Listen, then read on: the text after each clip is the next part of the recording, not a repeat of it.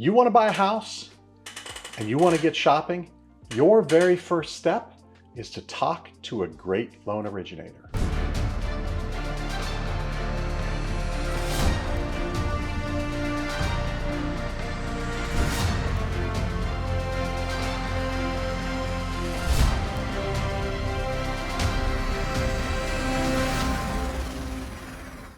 First thing you need to do when you're going to go buy a house is you need to understand exactly what you're going to be able to pay and what you can afford. Obviously, you need to look at your budget. You need to figure out, okay, am I comfortable making a $2,000 mortgage payment? Am I comfortable making a $3,000 mortgage payment? Is my budget $1,500? Maybe you're paying $2,000 a month in rent.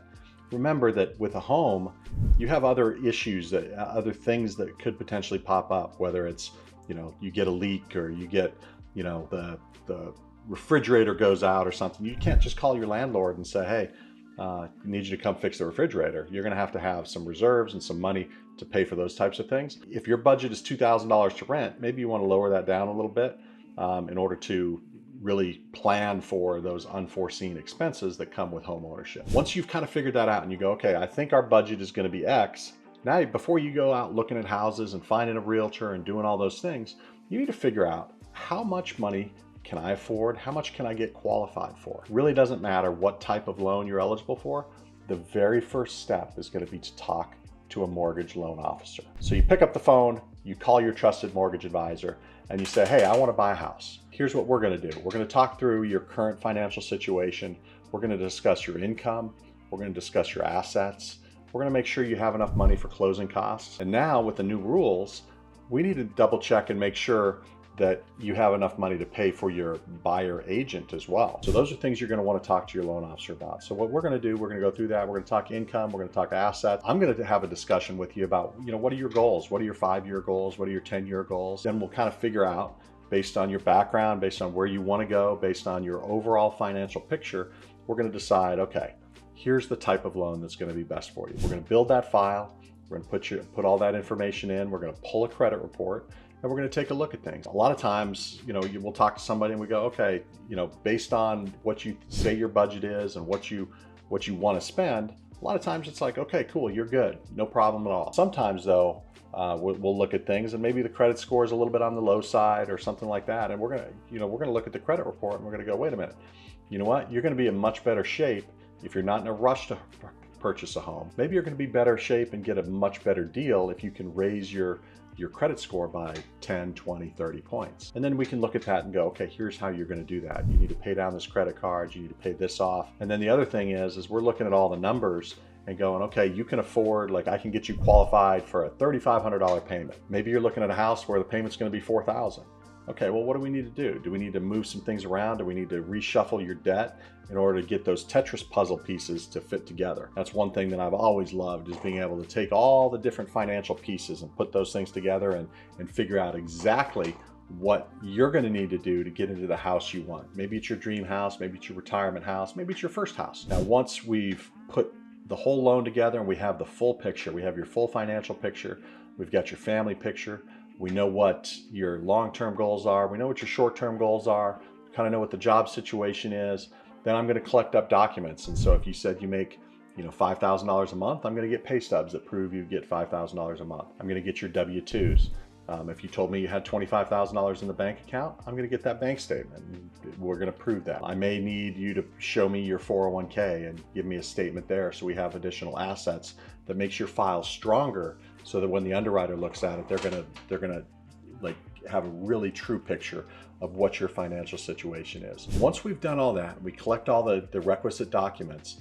Now your file is going to be ready to get an actual pre-approval. At this point, you're pre-qualified. I look at all the numbers and I go, yeah, you're good. And based on my experience and all of 10 years of mortgage experience, I look at it and go, yeah, you're good. That's a pre-qualification, and I can send that letter to your realtor, or I can link you up with one of the realtor partners that I work with a lot. And now they can go out and start showing you houses. Sometimes though, it's better to have a pre-approval. And what a pre-approval is, and the difference between a pre-approval and a pre-qualification, a pre-approval is, I will have taken all of your documented information, your income, your assets, your W-2s, all of that stuff, and I will have sent it to an underwriter.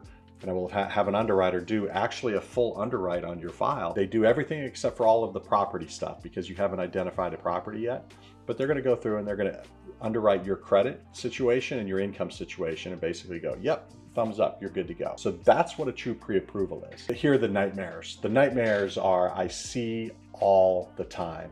I see people that go, well, so-and-so pre-approved me. So-and-so said I was good. And now they're under contract and they're halfway in, and all of a sudden that loan officer calls and says, guess what?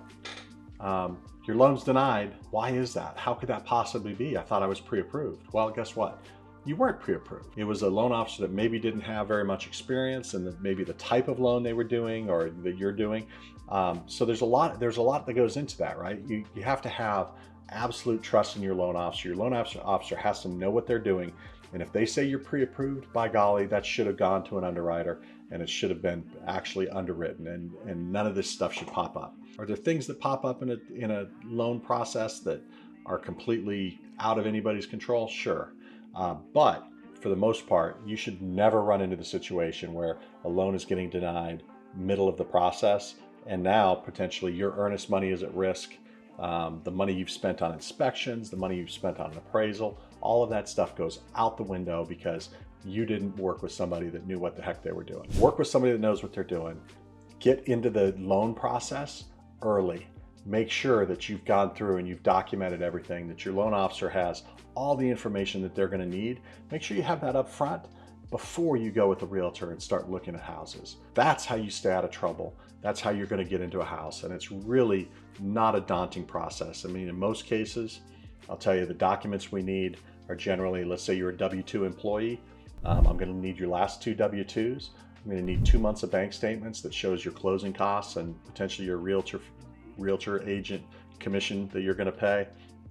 I'll need your driver's license, and I'll need your pay stubs for the last 30 days. Actually quite simple when you get down to it. So don't be afraid of it. Even if you're a first-time home buyer, the process is not super difficult. Just call somebody you trust.